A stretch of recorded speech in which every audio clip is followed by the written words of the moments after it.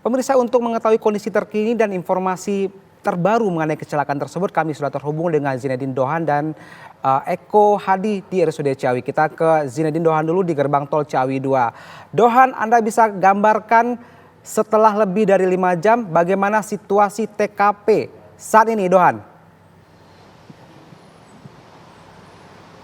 Ya, Riki dan juga pemirsa, setelah lebih dari 5 jam saat ini juga memang pihak kepolisian, yaitu dari pihak Polresta Bogor Kota dan juga Polda Jawa Barat ini sedang melakukan olah TKP memang yang sudah dimulai sejak 1 jam yang lalu, dan juga ini sedang dilakukan pembersihan dari puing-puing bekas kecelakaan yang memang terjadi pada pukul 23.59 waktu Indonesia bagian Barat. Pada kecelakaan ini juga, Riki dan juga pemirsa, terdapat 19 korban. 11 diantaranya mengalami luka berat dan juga sudah dilarikan ke RSUD Ciawi, dan 8 diantaranya dinyatakan meninggal. Ini baik saat sampai rumah sakit maupun juga meninggal di tempat saat sebelum berangkat ke rumah sakit. Hingga saat ini memang untuk gerbang tol sendiri belum dibuka secara utuh atau sepenuhnya. Jika pasca kecelakaan tadi sempat ditutup selama beberapa hari seperti itu.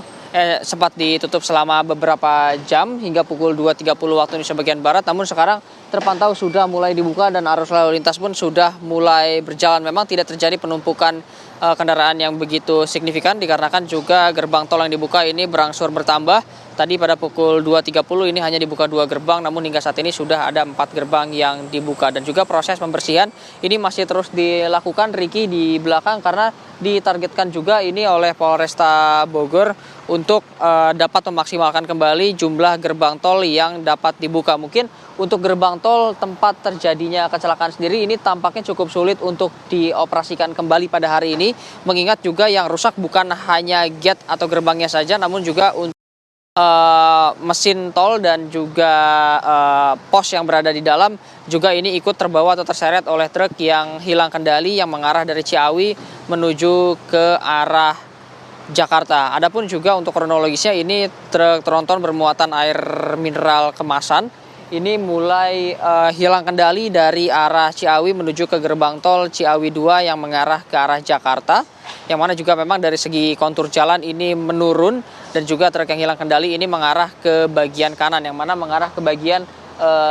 lajur khusus untuk kendaraan kecil dengan tinggi maksimal 2,1 meter. Dan tadi juga kami sempat melihat ke dalam bahwa memang yang terbawa ke dalam bukan hanya sejumlah 5 mobil, namun juga termasuk gate dengan tulisan kendaraan kecil khusus dengan tinggi maksimal 2,1 meter juga ini terus terbawa ke dalam, hingga juga beberapa tiang penyangga dari kanopi yang berada di gerbang tol Ciawi 2 juga turut rusak seperti itu, sehingga untuk gerbang tol yang berada di bagian kanan hingga pada saat ini masih belum dapat dioperasikan dan masih belum dapat dikonfirmasi apakah memang layak untuk dioperasikan kembali atau tidak, mengingat juga kerusakan ini bukan hanya pada gate atau gerbang buka tutupnya saja, namun juga kerusakan juga terjadi pada kanopi atau atap di gerbang tol Ciawi 2. Untuk sementara itu, Riki.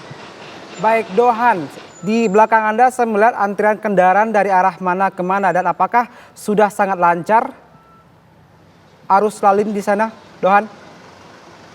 Ya, Riki dan juga pemirsa, saat ini memang di belakang saya ini arus kendaraan sudah mulai kembali dapat beraktivitas setelah gerbang tol dibuka tadi pada pukul 2.30 waktu Indonesia bagian Barat. Ini antrian kendaraan sebetulnya tidak terlalu panjang, Riki, ini masih sangat normal dikarenakan juga memang masyarakat sudah terinfo sejak malam hari tadi. Juga pada saat ditutup ini masyarakat sudah dialihkan ke gerbang tol Bogor 2. Ini gerbang tol terdekat selain dari gerbang tol Ciawi 2, sehingga dapat menuju ke Jakarta melalui 2 opsi tersebut. Nah, yang di sini ini mengarah dari arah Ciawi menuju ke arah Jakarta, dan juga memang hingga pagi hari nanti ini diperkirakan untuk volume kendaraan masih akan terus meningkat, mengingat juga memang banyaknya orang-orang atau masyarakat yang tinggal di Ciawi dan juga bekerja di Jakarta, sehingga juga dari Polresta Bogor ini menyarankan karena gerbang tol yang masih belum dapat dibuka secara optimal untuk masyarakat mencari rute atau alternatif lain untuk masuk ke dalam tol, salah satunya adalah melalui gerbang tol Bogor 2, Riki. Dohan, apakah Anda punya informasi dari pihak kepolisian, apakah sudah ada spill bagaimana situasi mental atau fisik dari sopir truk tronton yang mengangkut air ketika insiden terjadi? apakah ada pengaruh Ya, Riki dan juga dugaan? pemirsa, saat ini olah TKP masih terus dilakukan. Memang kami masih belum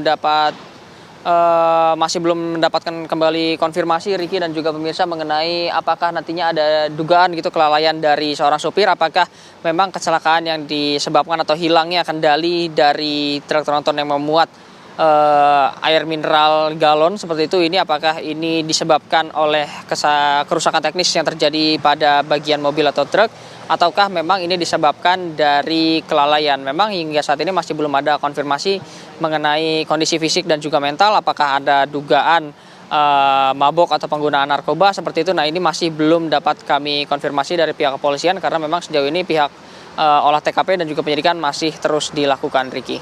Zinedine Dohan langsung dari gerbang tol Ciawi 2 melaporkan langsung mengenai situasi terkini. Dan sekarang kita ke Eko Hadi di RSUD Ciawi. Eko, selamat pagi. Apakah Anda sudah mendapatkan informasi kapan kepolisian merilis korban-korban baik yang meninggal ataupun juga dirawat? Eko, silakan. Ya, Riki, selamat pagi dan pemirsa TV One. Saat ini pihak kepolisian sudah melakukan pendataan terhadap korban yang mengalami luka ringan maupun yang meninggal dunia. Dan bagi mereka yang yang dirawat itu berada di instalasi gawat darurat. Dan di antara korban selamat tersebut atas nama Bendi Wijaya, warga Desa Bendak, Kecamatan Cicurug, Kabupaten Sukabumi, kemudian Dani Nur Samsu, warga Pagelaran, petugas jasa marga, kemudian Ari Nur Harom, petugas jasa marga juga, warga Warung Kiara Sukabumi, kemudian ada Sukanta, petugas jasa marga juga yang mengalami luka sobek di bagian kepala belakang, kemudian ada Wahyudin, warga Sukabumi, Nurdin Ahyani, warga Kota Bogor, warga Kelurahan Katulampa, kemudian ada Yogi Satrio yang mengalami luka lebam dan memar di dada, kemudian ada Yosep Irawan, warga Sukabumi, kemudian Dasep Naseh, warga Kecamatan Sukabumi yang mengalami luka lecet di bagian kening sebelah kiri, lalu ada Sugiyarti yang mengalami luka sobek di bagian kepala bagian atas. Kemudian ada seorang balita yang berusia sekitar kurang lebih 2 tahun yang beralamat di Kabupaten Sukabumi. Sementara untuk yang korban meninggal dunia hingga saat ini masih belum bisa teridentifikasi. Namun ada beberapa ciri-ciri yang pada saat kejadian korban ini mengenakan kaos hitam, celana panjang coklat, kemudian rambut lurus hitam pendek yang berusia sekitar 40 sampai 50 tahun. Lalu yang kedua juga masih belum bisa diidentifikasi dengan kelamin laki-laki usia sekitar 50 sampai 60 tahun dengan ciri-ciri menggunakan kaos merah, celana panjang, kemudian rambut ikal putih sedikit panjang. Kemudian ada juga yang jenis kelamin perempuan usia sekitar 20 sampai 30 tahun dengan ciri-ciri mengenakan baju lengan panjang hitam kotak-kotak besar dengan warna kotak putih. Kemudian ada jenis kelamin laki-laki yang kondisinya cukup mengenaskan sehingga agak sulit untuk diidentifikasi. Kemudian ada laki-laki dengan usia sekitar kurang lebih 30 sampai 40 tahun dengan mengenakan baju coklat panjang, celana panjang warna hitam, rambut lurus hitam pendek, dan ada juga untuk laki-laki usia sekitar 25 sampai 35 tahun mengenakan baju kaos kuning dengan sweater warna hitam. Kemudian jenis kelamin laki-laki usia sekitar 40 sampai 50 tahun menggunakan baju kemeja berwarna biru navy, garis putih horizontal, rambut ikal hitam pendek, dan yang terakhir untuk korban ke-8 masih belum bisa teridentifikasi karena kondisinya yang cukup mengenaskan. Dan semua korban termasuk yang meninggal dunia saat ini disemayamkan di ruang forensik atau di ruang kamar jenazah Rumah Sakit Umum Daerah Ciawi, Kabupaten Bogor. Demikian. Apakah Anda diberikan akses untuk memberikan informasi plat kendaraan dari kendaraan yang hancur terbakar tersebut, sehingga warga mungkin lebih spesifik menerima informasi berapa platnya, kemudian kendaraan warnanya apa, Eko?